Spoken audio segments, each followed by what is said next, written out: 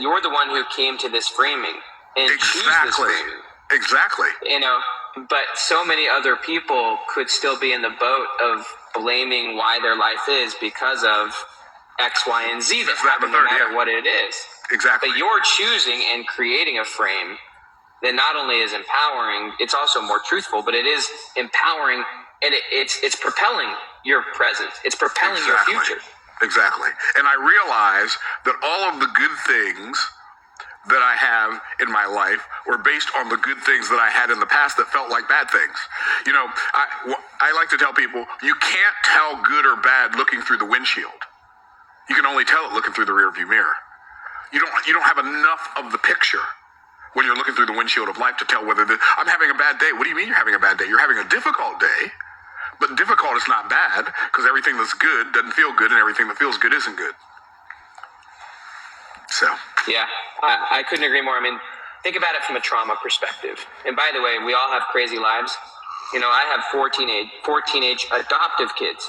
A lot of people last weekend, I had an alarm clock thrown at the back of my head. Not that our lives are not that crazy all the time, but sometimes we have our dark moments. I have a little bit of a bruise on my head because one of our kids was having a freak out moment.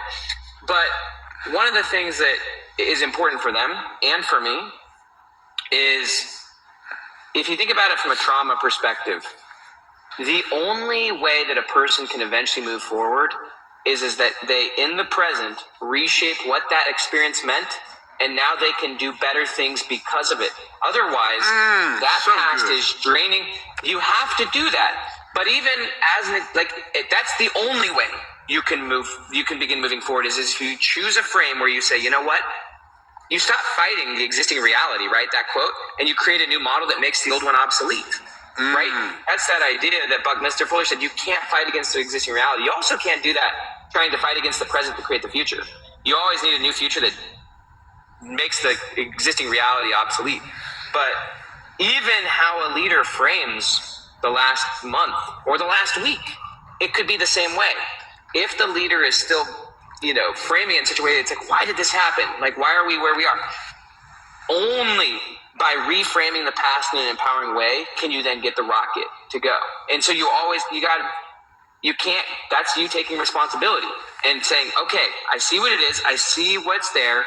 I'm going to use this to be better, right? Better than bitter is the simple way of saying it. But that is a choice you have to make in the present. And you then have to shape and frame the past in such a way as a new model that then, boom, now fundamentally new things are possible. So good. And when you talk about having the future frame the present, so you're looking at the future outcome, the result, the outcome, the payoff, and you're saying, who do I have to become now, or who do I have to be in order to have that then? How can I become that now? Yeah. Remember, the past and future are tools. And so you can't escape them. Even the past, the person who has the unresolved past, you don't think that's impacting them right now? Of course it is, because your past.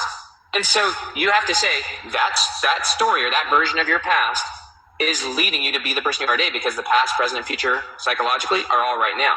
So you frame it. Even by the way, Covey said this. He said, you could whack at the branches for years and decades of attitudes and behaviors. But you won't get anywhere unless you focus on the root, which is what he calls your paradigm. When you change your paradigm, which I call your frame, immediately your attitudes and behaviors change. Working on attitudes and behaviors is freaking a fool's errand.